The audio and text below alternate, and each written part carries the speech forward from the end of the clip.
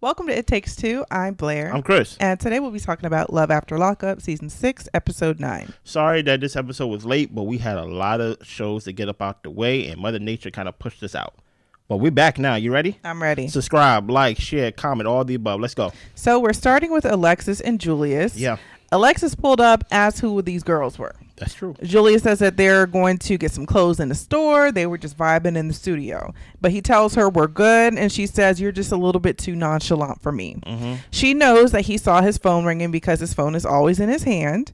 One girl says, honestly, we're just video girls. They didn't know Julius had a girlfriend. They just pulled up to see if it would be a vibe for them to be in the video. Mm-hmm. Apparently, there were 3 girls at first. And then they show us a clip from somebody's phone to where there was some girl hugged up on Julius in the studio. Oh, man. Julius says in the confessional that he's a rapper and Alexis needs to get used to the fact that women are going to be around. Mm-hmm. So she is trying to block him off to stop him from leaving. He jumps in her car and drives off in her car. He does end up coming back and giving her her keys. She makes sure before she leaves that he goes into the store without the women. Mm-hmm. And her friend says pretty much you should have pressed him harder. He didn't provide her any answers. Pretty much. And Alexis says, honestly, he has to come home at some point. We'll deal with it when he comes home. Just a little correction.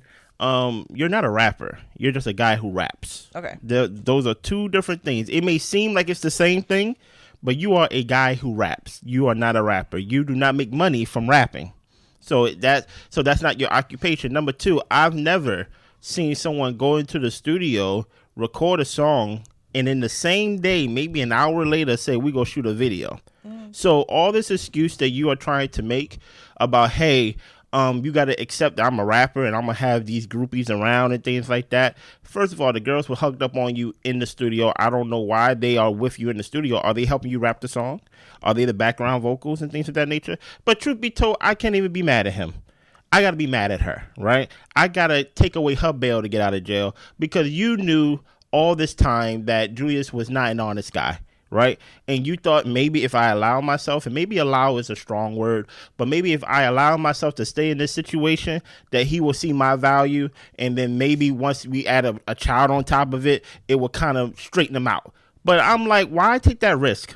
Why take that bet? You get what I'm saying? What is your thoughts? I feel like I have to start from last episode just for everything to really sink in for me and for us. Alexis had a whiteboard full of bills and bills due written down in order for her to keep track of and for Julius to see. Yeah. She approached him about getting a job, and this man said, that's why this rap thing got to pop off. Oh, yeah. Talking about, I have no plans of getting a job. No. So for Alexis to go there and to think that she is going to hold this man accountable for anything when he pretty much told you, I'm not contributing to nothing in this household is wild.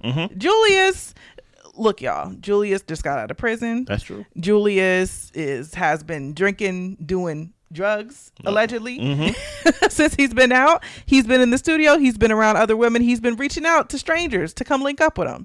So at this point, I feel like Alexis, he's shown you enough of who he is for you to move around. And I'm all about people protecting their peace, and she is choosing not to protect her peace. I mean, her friend gave Alexis the battery in her back. By the time the conversation was over, it seemed like Alexis just didn't want to argue no more. No. She was like, he just going to come home and we just going to be cool.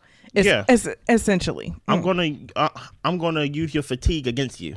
You're tired now because you're carrying an extra person, so your energy is not the same as it was before. Right, and she didn't even get a chance to tell him that she's pregnant. But I mean, he's not going to do anything different once he knows. And then hey, listen, don't tell me right here. I got the biddies in front of me. Tell me once I get home. If I come home, I'm gonna come home eventually. Right. Yeah. So moving on to Michael and Joey. Yeah. Joey's dad prayed over everyone. He hugs Michael and they leave. Yeah. Joey thought it went well, but Michael thought it was a lot. It was. Joey said, his people are good people. They'll love Michael no matter what. And Michael says, not if I'm the cause for your downfall. Uh-oh.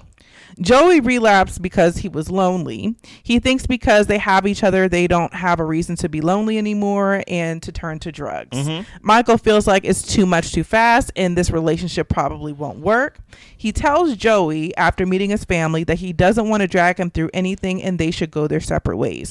He knows that he is going to mess up again. He is too kind for him and they're not connecting the way that they did before. He doesn't want to be with Joey.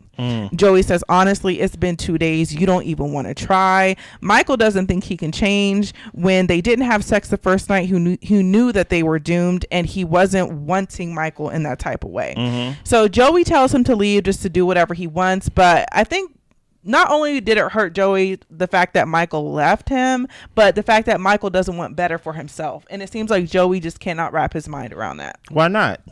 Why can't you not wrap your mind around that? He's a career criminal. Forget that. Look at you. Yeah. Like, yes, you're not on drugs now, but look at what happened to you when you relapsed and things like that. Remember, you relapsed. This wasn't the first time you did it. So because you relapsed, was that because you didn't want better for yourself, or were you battling a sickness? So you should know exactly that it's not as simple as he just don't want better for himself. I just think he knows himself, right? And in some type of way, in some heroic way, it's kind of weird to call Michael heroic in any way. He's trying to save you. By basically trying to free you by saying, hey, don't worry about me. It is what it is. I think we should not be together, because even though you are saying that I am your support system, or basically, rather, besides you saying that my family can be a support system for me, I know based on the conversations that we had that they really just support you. And if I am the cause of your downfall, then it's just gonna be very bad for me. So you know what?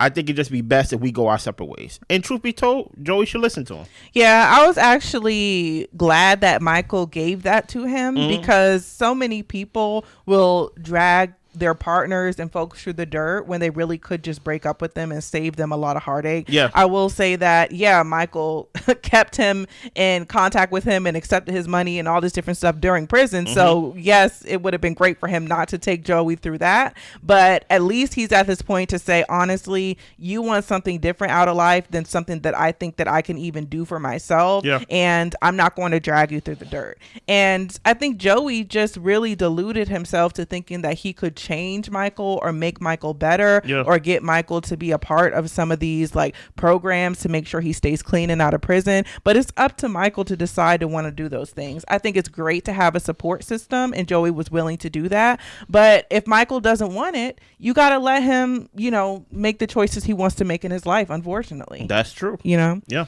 So we move on to Kiana and Demodrick. This is interesting. So Damodrick has a construction job. He is going to actually go see his son, and he did not tell Kiana. So Kiana is at work. She's talking about how the baby mom stayed at the cookout longer than expected, and her coworkers noticed the ring, and she says that it was an engagement ring. She said he asked me to marry him. I don't think he did. We know he didn't ask her that. He didn't use those words at all. She's happy, but she's waiting to see what his actions actually are. Okay. So he goes to his baby mom Jamila's house. He sees his kids. The youngest is 2. He talks about how he was a baby when he went to prison. Yeah. Sometimes he feels like he's living 2 lives. Kiana took care of him, but Jamila took care of the kids. He tells Jamila that he's engaged to Kiana, and she says that he doesn't think she doesn't think he should do it. She was thinking that he would be able to come home at some point, and she asks if it's cool if she moves on in her life with another man. He wants her to choose someone who's good for the kids, and she says it's not about the kids, it's about me. She feels played. She doesn't think that they are actually going to get married, and if they do, then Kiana is going to be dealing with some stuff in the background, because essentially this man can't stay faithful is what I'm hearing. She thinks that eventually he will be coming back to her. Stop right here for a second. Sure. Asking for freedom or your freedom from a man who just got freed from the state is wild to me. Right? The fact that she even said, hey, so am I like free to like be now? Am I free to go on with my life?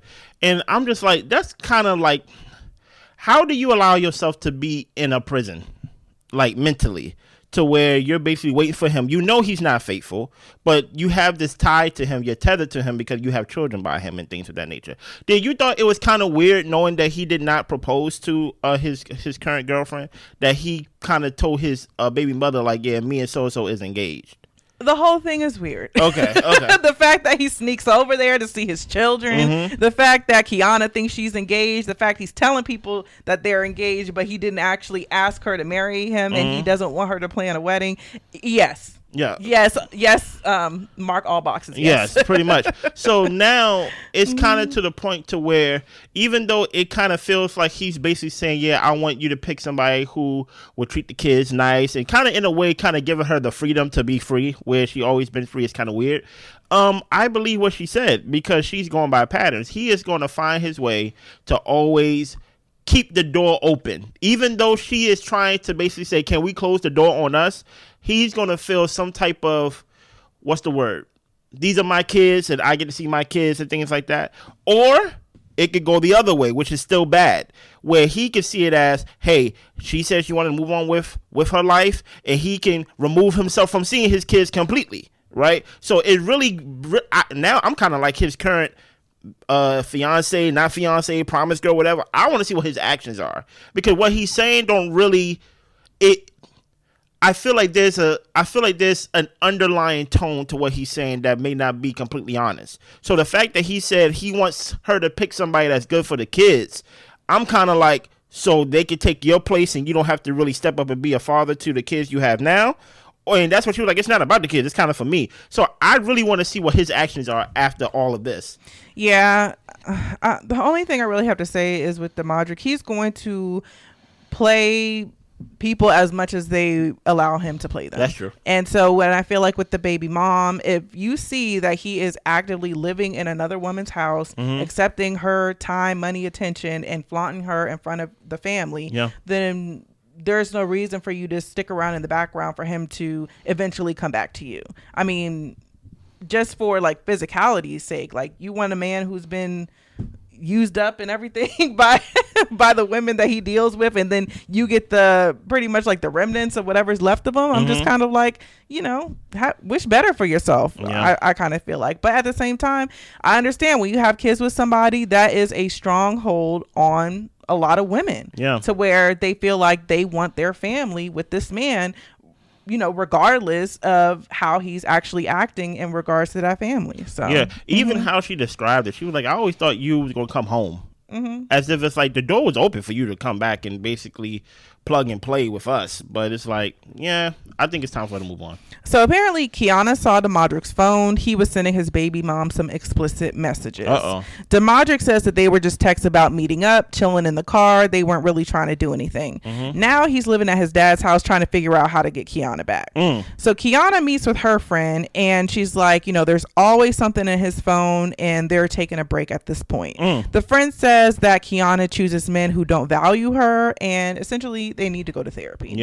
Damodrick ends up calling her. He wants to meet up with her and talk to her in person, and she tells him that, okay, when I get back home, I'll let you know when you can come over.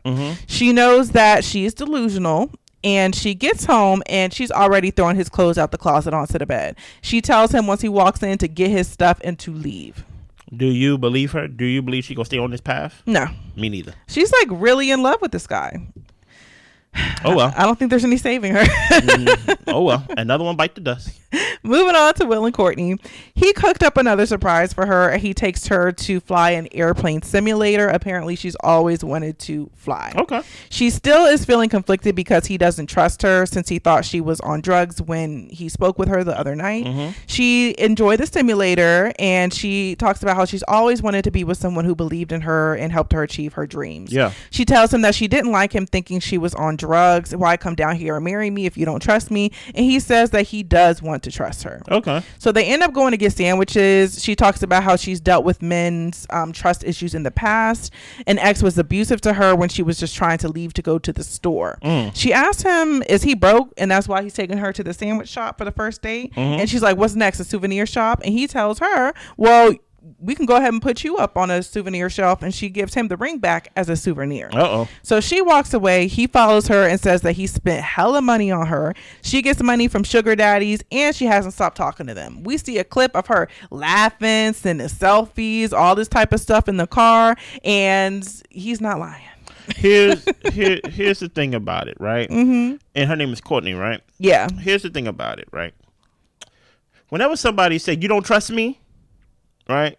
that's a tell right there that they should not be trusted. Yeah. Trust is something that should be universally known that is to be earned, right? So if I was to just meet Blair and let's say one of us just got out of jail or something like that, and one of us asks, "Hey, do you trust me?" It is fair for the other person to be like, "No, I don't trust you," but I'm on the path of trying to trust you. Like there's nothing wrong with saying, "No, I do not trust you," but I'm on the path of like learning how to trust you. I want to trust you, but trust takes time. Trust takes actual like experiences together and things like that. You have to earn trust. See, with me, I do it backwards. I give you my 100% trust in the beginning, right?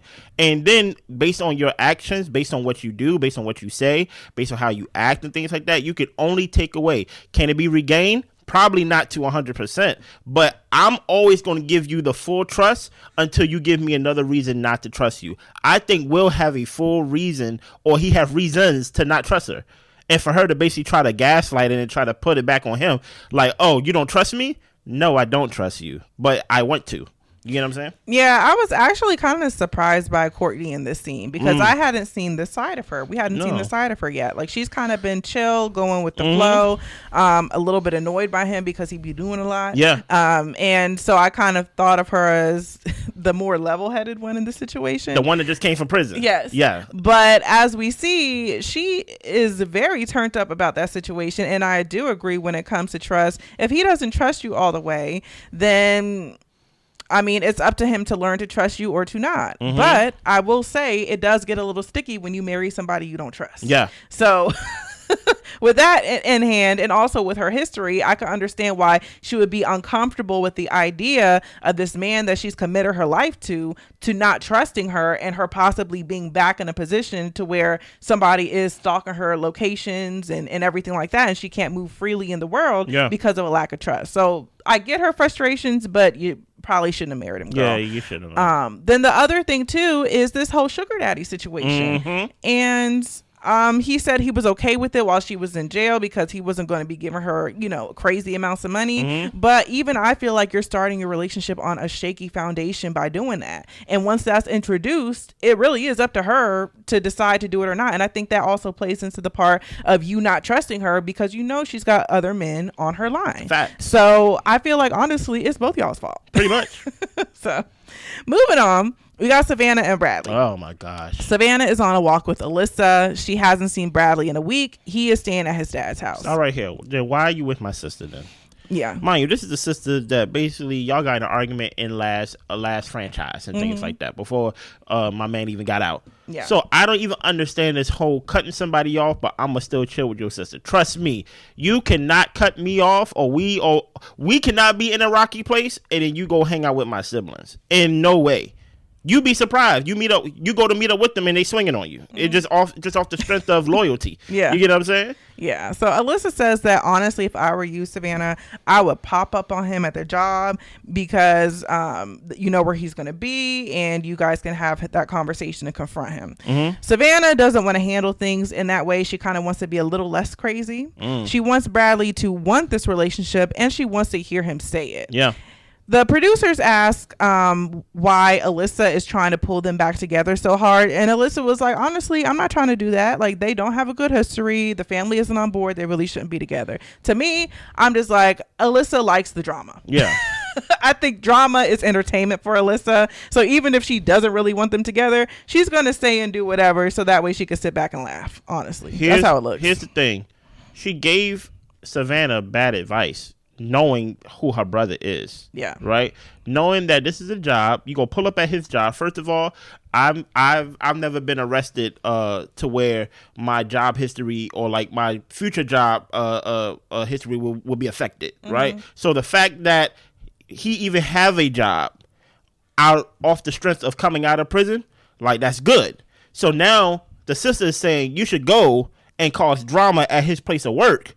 Even though we don't know how he got the job, we don't know how hard it was for him to get the job. We don't even know the restrictions of his probation of, hey, he got to have a job or else he'd go back. We don't know the details of it. So the fact that she's even saying, you know what, I would pop up at him at a job, knowing that she go tell the producers and us, hey, you know what? They shouldn't even be together, and the family's not even with it. But yeah, she's telling the sister, you should fight for your relationship. Yeah. It's like, and truth be told, I don't even blame the sister, because the sister told Savannah straight up how she feels about her. So why Savannah keep putting herself in these situations to where, like, are you forgetting how people really feel about you? They are telling you to your face. And I'm like, Savannah had a couple of other friends. Yes. But I think she chooses to talk to Alyssa because Alyssa is going to egg her on in the way that she wants. Facts. Her other friends told her, girl, don't get no tattoo with him. Facts.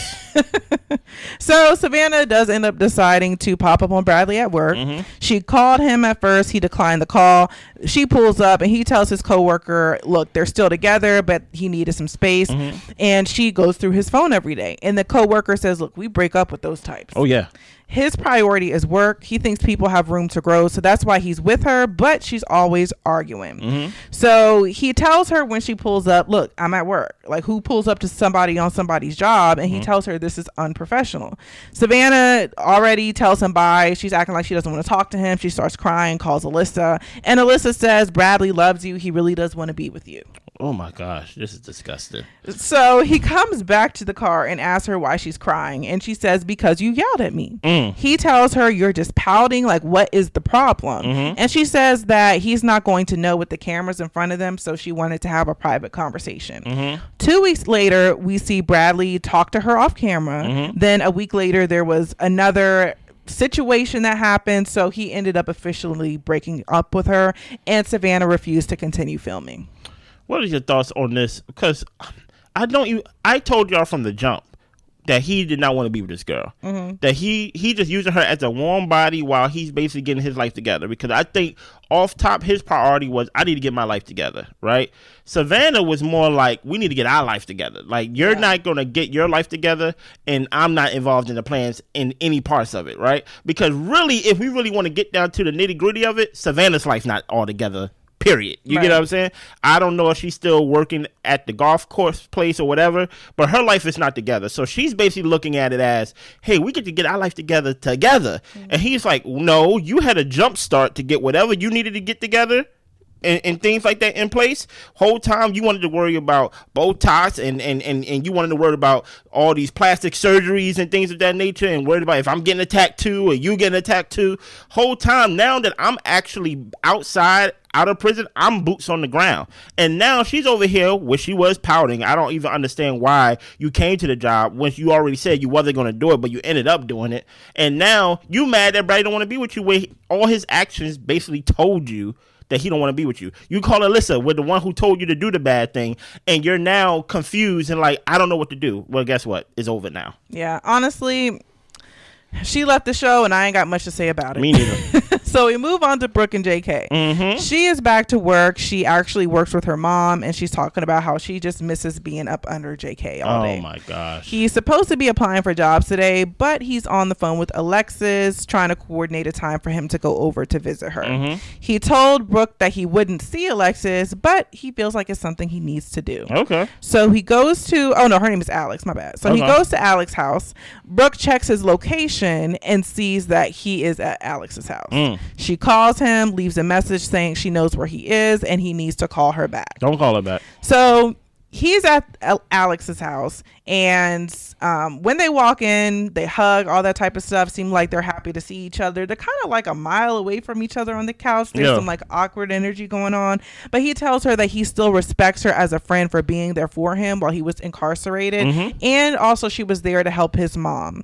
Alex wrote him a letter apologizing for cheating, and he said, if you love me, you wouldn't have gone to see your ex-husband in the middle of the night and cheated. That's crazy. It was supposed to be her picking him up and her at the cookout, and just basically saying, essentially, you let somebody trick you out your spot. So Brooke is blowing his phone up. He is still not answering. And then she tells her mom, I'm leaving. I'm about to go to this girl's house to start swinging. Brooke, if you get fired from your job, from your place of work, you deserve everything that comes to you, right? Now, mind you, Brooke is the one that has children, right? Yes. Brooke is the one that's basically like, oh, I need a father figure to basically step in and basically plug and play so I can have this little fake fantasy life, right? So, mind you, JK, it's not his responsibility to put food on the table for those two children. It's your responsibility to put food on the table for your 2 children. So the fact that you're willing to leave, the fact that you're willing to basically jeopardize not only your job but your freedom, because if you jeopardize your freedom, you kind of jeopardize your job. It's kind of like it kind of comes in a bundle. Right. You get what I'm saying? The fact that you're willing to do this, I hope you get everything that comes to you. Because truth be told, you have been planting these seeds to crash out. I hope one of them actually grow up to be a tree and you actually crash out. Because I really don't understand why you're even playing with this guy. Why you even tried to put the responsibility of seeing your kids on him, basically saying, hey, we need to see my kids. He's like, I need to get back to the house, right? And then your kids had to stay with your mother the whole other time, the whole other day or 2 days or whatever it was. So when your mother said on the show, hey, I'm not the baby daddy. Yeah. That's what the mother said. That was verbatim what she said. I'm not the baby daddy. So you have a habit of putting the responsibility of your responsibilities on somebody else. And I'm just like, I ain't really rocking with people like that. Yeah, I'm like, Brooke just moves very recklessly. Yeah. And I'm over here thinking, so say she goes to his house and she gets into it with her there. And then she's up arguing and doing all that stuff with JK. And she's out there all day and all night. So I guess mom got to go pick up the babies. And I'm just like Brooke, it seems like she wants a man to come in to be the stability for her family. Yeah. But I don't see why Brooke can't be the stability for her family, you know? Well, she's not. She's not. But I'm just saying, like, you have a job, you have a place enough to where somebody, you know, you allowed a friend to come live with you. And I'm just like, it seems like she's got some of the tools necessary to be okay. But the fact that she wants a man is just really like beating her over the head. Like, it's just really ruining her life. Well, here's the thing. Once the head go, the body is useless. Yeah, it follows. So even though she may have all those things, those resources that supposed to put her in a better position to take care of her life, to take care of her children's life, if she ain't right up here, which is showing that she's not, then guess what? Everything else don't matter. Yeah. You get what I'm saying? She's just going to forfeit everything else that she has. Yeah, so I'm curious to see in the next episode how this goes down with Brooke and JK. Honestly, I feel like JK is probably going to leave Alex's house by the time Brooke gets out there. Sure. But she's probably going to catch him on the road, and we're going to see them get into it. For sure. Anything else? That's all we got. I need you to subscribe, like, share, comment, all the above. We see y'all. Bye.